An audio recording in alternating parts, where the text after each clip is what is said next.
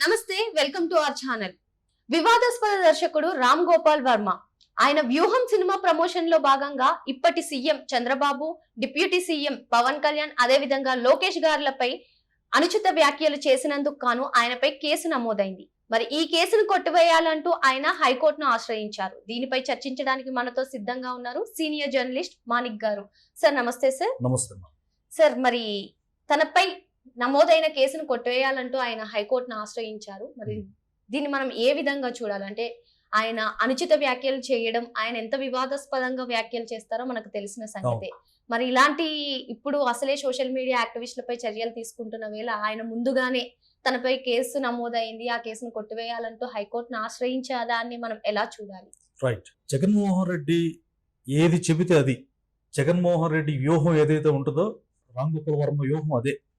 ఇతను కేవలం డబ్బు కాశపడి జగన్మోహన్ రెడ్డి సంతృప్తి పరచడానికి లక్ష్మీస్ ఎన్టీఆర్ కావచ్చు, యాత్ర కావచ్చు, అలాగే వ్యూహం కావచ్చు, కేవలం డబ్బు కాశపడి వ్యక్తిత్వ హననాలకు పాల్పడే విధంగా ఆయన మూవీస్ తీసిన మాట వాస్తవం.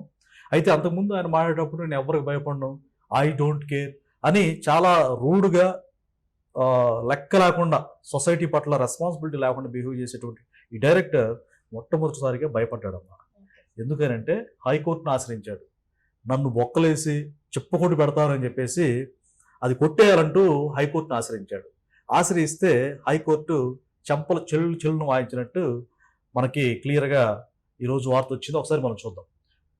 ప్రకాశం జిల్లా మద్దిపాడు పోలీసులు తనపై నమోదు చేసిన కేసును కొట్టేయాలని దర్శకుడు ఆర్జీవి దాఖలు చేసిన పిటిషన్పై హైకోర్టులో విచారణ జరిగింది. అరెస్టు నుంచి తనను రక్షణ కల్పించాలన్న వర్మ విజ్ఞప్తిని కోర్టు తోసిపుచ్చింది. అరెస్టుపై ఆందోళన ఉంటే బెయిల్ పిటిషన్ దాఖలు చేసుకోవచ్చని సూచించింది.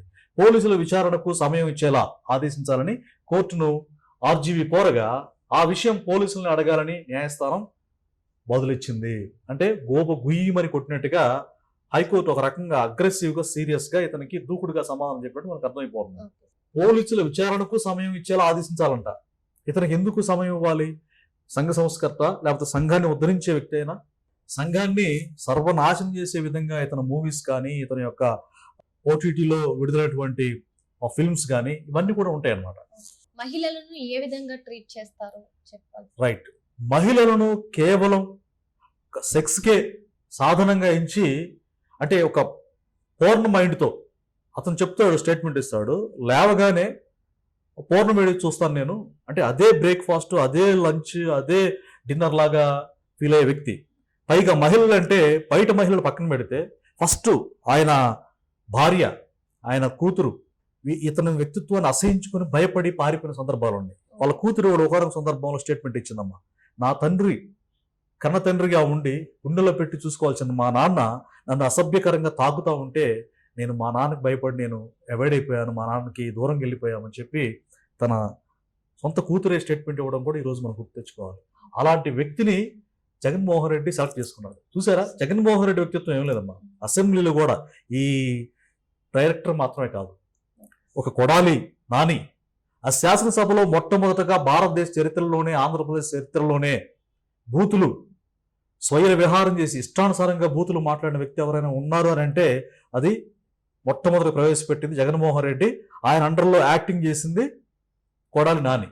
తర్వాత వల్లభనేని వంశీ అన్నం పెట్టిన పార్టీని కాలుతో తొక్కి ఛిద్రం చేసినట్టుగా మాట్లాడాడు. భువనేశ్వరమ్మను కూడా చాలా దుర్మార్గంగా వ్యాఖ్యానించాడు. అఫ్ కోర్స్ వీళ్ళు ఖచ్చితంగా చేసిన పాపాలకు ఆ చిట్టా మొత్తం కూడా బయటపడుతుంది. చట్టపరంగా వీళ్ళ మీద యాక్షన్ తీసుకుంటారు. త్వరలో కొడాలి నాని అరెస్ట్ కాబోతున్నాడు. తర్వాత వల్లభనేని వంశీని కూడా అరెస్ట్ చేస్తారు. చేసిన పాపం విడిచిపెట్టదమ్మా, కర్మ సిద్ధాంతం అంటారు కదా, ఆ కర్మ ఖచ్చితంగా మనకు రిఫ్లెక్ట్ అయ్యింది అనేది మాత్రం వాస్తవం. అయితే ఇతను తన కుటుంబాన్ని, అలాగే మహిళల్ని కేవలం ఆటబొమ్మగా, ఒక సెక్స్ వస్తువుగా చూస్తారు. అదే ఒక తన తల్లి, తన చెల్లి, వీళ్ళందరూ ఒక మనిషికే పుట్టాడన్న వాస్తవాన్ని కూడా విస్మరించి ఇతను తీసిన మూవీస్ కూడా చండాలమైన మూవీస్ తీసాడమ్మా. అంటే ఫారిన్ హాలీవుడ్ యాక్టర్స్ తోటి, ఎవరైతే పోర్న్ స్టార్స్ ఉంటారో వాళ్ళతో కూడా సినిమాలు తీసిన ప్రబుద్ధుడు వీడు. కాకపోతే ఇలాంటి వ్యక్తి కోర్టున, అంటే హైకోర్టు మొత్తం అబ్జర్వేషన్ చేస్తుంది కదా. దేన్నైనా సరే దేనికి నేను అధైర్యపడను అన్న ఆయన ఇప్పుడు ముందస్తుగానే కోర్టును ఆశ్రయించడం కోర్టుతో మొట్టికాయలు వేయించుకోవడం మనం ఏ విధంగా చూడాలి? రైట్. ఏ అంటే పరిస్థితినైనా ఐ డోంట్ కేర్ అంటూ ఆయన సమాధానం ఇస్తూ ఉంటారు. అవును. కానీ ఇప్పుడు ముందస్తుగానే కోర్టును ఆశ్రయించారు. ఎస్, దీన్ని మనం ఎలా చూడాలి? మీరు అన్నట్టుగా ఇంటర్వ్యూలో కూడా చాలా ఎక్స్ట్రాలు చేస్తూ ఆ ఇంటర్వ్యూయర్ను కూడా, ఎవరైతే హోస్ట్ ఉంటారో వాళ్ళని కూడా లెక్క లేకుండా నేనే పెద్ద మేధావిని, నాకే మొత్తం తెలుసు, నేనే పెద్ద పుస్తకాలు చదివాను అన్నట్టుగా చాలా అహంకార ధోరణితో మహిళలతో ఇంటర్వ్యూ చేసేటప్పుడు కూడా ఆ, తన అందం గురించి లేకపోతే తనలో ఉన్నటువంటి ఆ భాగాలను వర్ణించడం, ఇట్లా మాట్లాడటం మనం చూసాం చాలా వీడియోస్లో. అయితే ఈ రోజు ఇతను భయపడ్డాడు. అంటే కూటమి ప్రభుత్వం చాలా సిన్సియర్గా ప్రజాపాలన దిశగా తప్పు చేసిన వాడిని తాట తీసే విధంగా ముందుకెళ్తా ఉంది. నా యొక్క ఈ ధైర్యం ఇదంతా కూడా పనికిరాదు. ఎందుకంటే జగన్మోహన్ రెడ్డి ఉన్నప్పుడు ఇతను బలుపు కొనసాగింది. కానీ ఇప్పుడు కూటమి ప్రభుత్వం వచ్చాక, ప్రజాపాలన వచ్చాక తాట తీసేటువంటి ప్రభుత్వం వచ్చింది కనుక నన్ను ఖచ్చితంగా జైల్లో పెడతారు, చెప్పుకూడు తింటాను లగ్జరీగా. అంటే ఆర్జీవీ డెన్ అని ఒకటి ఉంది, అది జగన్మోహన్ రెడ్డి బ్లెస్సింగ్స్ తోటి కోటాను కోట్లు ఉన్న జగన్మోహన్ రెడ్డికి ఇతను కొన్ని కోట్లు అట్లా ఇసిరేశాడు, కుక్కకి బిస్కెట్లు వేసినట్టు విషం జిమ్మాడు.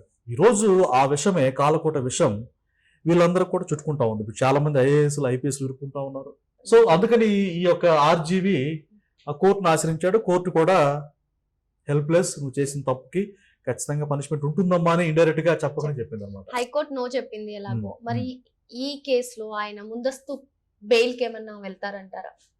ముందస్తు బెయిల్కి వెళ్ళినా కానీ ఐ థింక్ సుప్రీంకోర్టు కూడా ఇతన్ని సమర్థించదమ్మా. ఎందుకంటే ఇతను బాలీవుడ్ సినిమాలు తీశాడు, ఎలాంటి ఈయన వ్యక్తిత్వం ఏంటో, ఈయన క్యారెక్టర్ ఏంటో, ఈయన చేసిన మంచి దుర్మార్గమైనటువంటి పనులు ఏంటో అన్ని కూడా తెలుసు. సో ఎవిడెన్స్ కూడా ఇతను క్రైమ్ చేశాడు అన్న విధంగానే ఉన్నాయి. సో ఇతనికి ఆ ఊరట లభించేటువంటి అవకాశం అయితే లేదు. Thank you sir. Thank you.